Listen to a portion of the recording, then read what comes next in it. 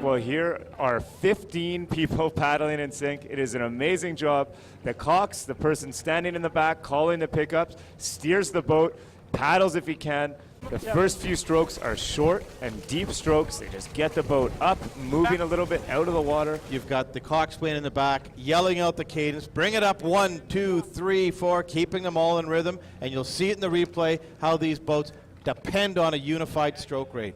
Notice the technique here. It's very similar to what we've seen the sprint paddlers do, except the hips don't quite move as much.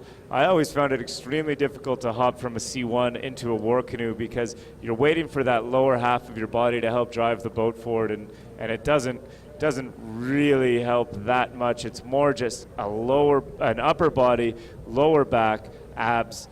Very, very challenging. Looks great, and you can see when they cross the finish line, it's a club effort, it's a boat effort. This boat rallies the troops in every canoe club, coast to coast to coast. Some of the calls you're going to hear are going to be off the start.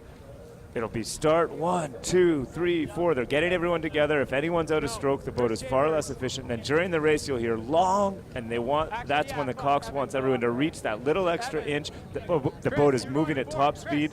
The cox wants the boat to now cruise, and then for a finish, it's just dig down, grit your teeth, and go for it for the last 50 meters or so. There's a great head-on shot of Burl Oak's crew, and look at the guy in the back standing up with the big long paddle, usually about 72 inches in length, so he can stand up and control the boat with a steer or a maneuver. Watch the way these boats lift up off the start. You'll see the power, kick out a rooster tail at the back. These boats could pull up a water skier from a dead start.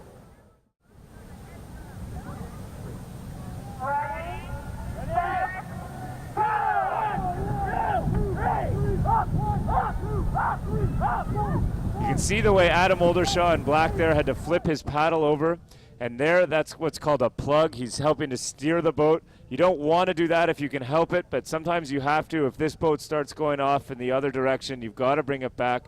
You try to paddle on both sides as a cox.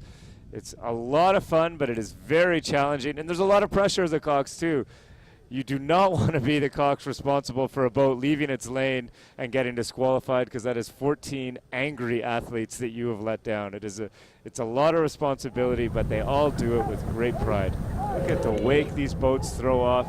They're just incredible races. They're so much fun. And look at Doug Ellery from Balmy Beach really pulling hard for his crew, and they're neck and neck with Adam Oldershaw's crew at the bottom of your screen. And look at, there we go, the fly cam again with the overhead shot. Check out this movement inside the boat. It is awesome. This is a neck-and-neck race with about 50 meters left. It looks like Burloak by a deck, but it is so close.